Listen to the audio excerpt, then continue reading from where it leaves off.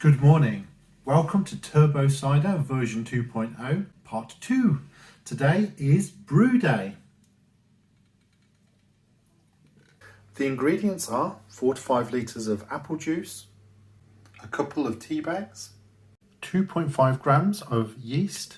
Today we're going to use the s08e02. I've also got some pectolase, so I'm going to add about 5 grams of that and also 5 grams of yeast nutrient. I'll also be using 300 millilitres or thereabouts of bottled water rather than tap water. The equipment we're going to use is a fermentation vessel. Today that's a 5 litre water bottle repurposed for being a fermentation vessel. I've made a small adjustment to the lid to include that grommet where the airlock will go. We'll also need a hydrometer, a funnel, a airlock, a turkey base to wine thief, and a measuring cylinder for use with the hydrometer, a saucepan for the tea bags, and a jug for the water. I also have a new addition to my collection, a very accurate measuring scale. This will let me measure out more accurately things like the yeast and the nutrient. The operating temperature of my chosen yeast is massive. It's like 15 degrees to 30 degrees, so I'm not going to have a problem. But I am starting to learn more about temperatures and yeast and fermentation, so I've been monitoring that. So I'll be putting this on-side my fermentation vessel as well.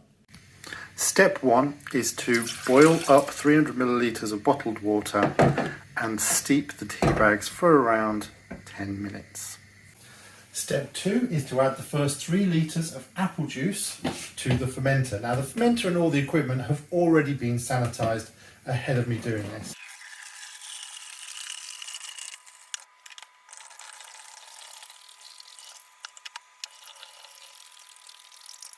Meanwhile, over here, my tea bags have started to boil.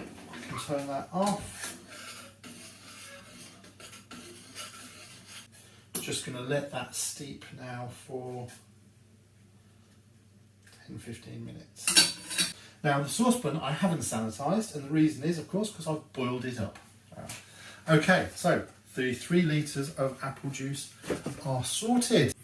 Step 3 is to add the yeast nutrient and pectolase. Now I've measured these out on my super scales.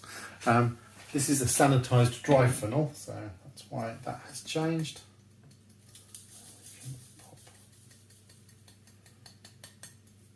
That in there.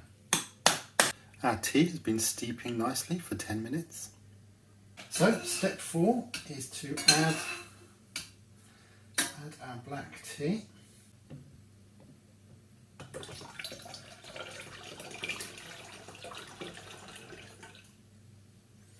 And step 5 is to top up now the remaining apple juice. Step 6 is to give it a good shake.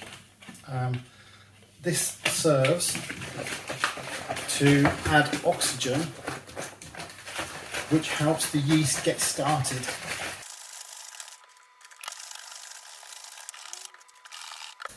Now I'm going to take some out for my hygrometer reading.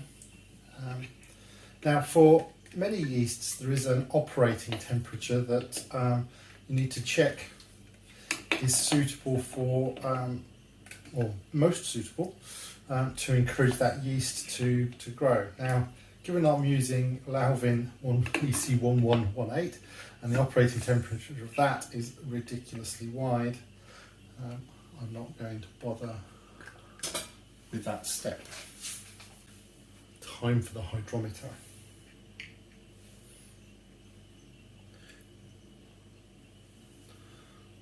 Almost overflowed, a bit frothy. Step 9 is to pitch our yeast.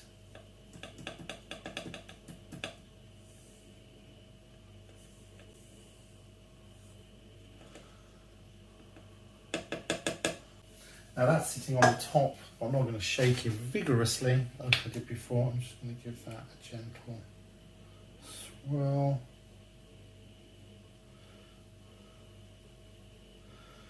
help it not sit on top of the foam. Go yeast go! Now I need to add my airlock. So with my lid with a drilled hole and grommet, I can pop that in there. Just need to add a bit of sanitizer and then we're good.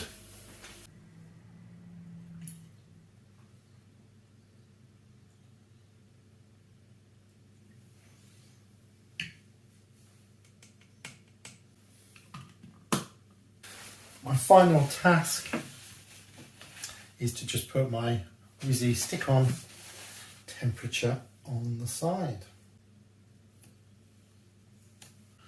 We are ready to move this to its final home.